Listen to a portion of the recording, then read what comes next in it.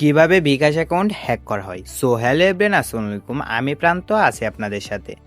আজকের ভিডিওতে আমি আপনাদেরকে দেখাবো কিভাবে বিকাশ অ্যাকাউন্টগুলো হ্যাক করা হয়, প্রতারকরা কিভাবে বিকাশ অ্যাকাউন্ট হ্যাক করে। সো চলেন মূল ভিডিও শুরু করা যাক। ওকে, সো কিভাবে বিকাশ অ্যাকাউন্ট হ্যাক করে। বিকাশ অ্যাকাউন্ট যে কিভাবে হ্যাক করে তার জন্য আমরা একটা অ্যাপ ওপেন করে নিলাম।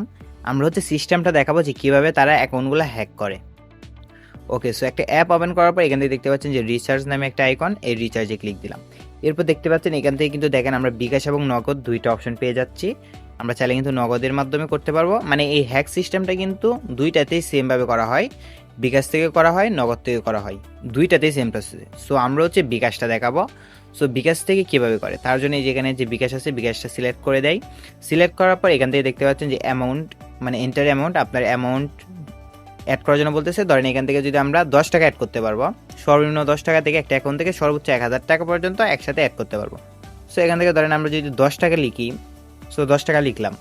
10 টাকা লেখার পর এখান থেকে দেখতে পাচ্ছেন যে কন্টিনিউ, এই কন্টিনিউ এখানে ক্লিক দিলাম।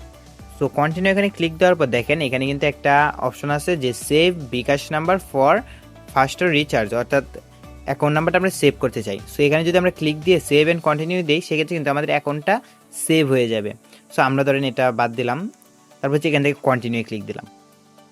কন্টিনিউ ক্লিক দেওয়ার পর দেখেন এখানে কিন্তু একটা বিকাশ পেমেন্টের একটা ওয়েবসাইট চালু হয়ে গেছে। এরপর এখানে দেখেন আপনারা, মানে যারা হ্যাক করে তারা কি করে, এখানে যার অ্যাকাউন্টটা হ্যাক করবে তার অ্যাকাউন্ট নাম্বারটা এখানে দিয়ে দেয়। সো অ্যাকাউন্ট নাম্বারটা দেওয়ার পরে যে এখানে কনফার্মে ক্লিক দেয়, কনফার্মে ক্লিক দেওয়ার পর কিন্তু যার বিকাশ অ্যাকাউন্ট তার নাম্বারে একটা ভেরিফিকেশন কোড চলে যায়।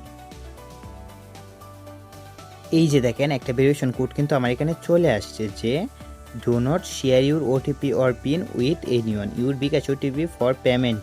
মানে এই যে কোডটা, এই কোডটা কি করে, তারা কিন্তু কল দিয়ে কিন্তু এই কোডটা নেই। সো ধরেন আমাদের ওটিপিটা হচ্ছে 726112, এটা হচ্ছে আমাদের ওটিপিটা।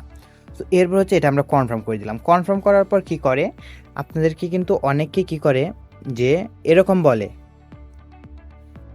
মানে অনেকের ক্ষেত্রে কিন্তু এরকম তারা বলে যে এই গুণ করেন, যোগ করেন, মানে এইভাবে বলে। এইভাবে বলার পর আপনারা কি করেন, আপনাদের পিন নাম্বারটার সাথে এই গুণ করেন, যোগ করেন, বা এনিভাবে আপনার পিন নাম্বারটা তারা জানে।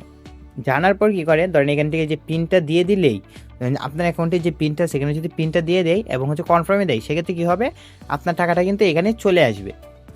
বুঝতে পারতেছেন, মানে অ্যাকাউন্টটা কিন্তু এইভাবে বর্তমানে মানে প্রতারণা করা হইতেছে বিকাশের। এরপর আরেকটা সিস্টেম ছিল আগে, ওইটা হচ্ছে আপনার বিকাশ অ্যাপটা কী করতো, হাতে ওটিপি টাইপ করে লগ ইন করে রাখতো। এর মাধ্যমে কি হইতো, আপনি যে সময় আপনার টাকা আসুক না কেন সেটা কিন্তু তখনই নিয়ে নিত। কিন্তু এখন যে প্রসেসটা তারা করতেছে, এটার মাধ্যমে কিন্তু জাস্ট একবার নিতে পারতেছে, মানে একবার নিতে পারতেছে, আবার অনেকবার নিতে পারতেছে। আপনার ভেরিফিকেশন কোডও সবসময় লাগতেছে না, এরকম সিস্টেমও আছে।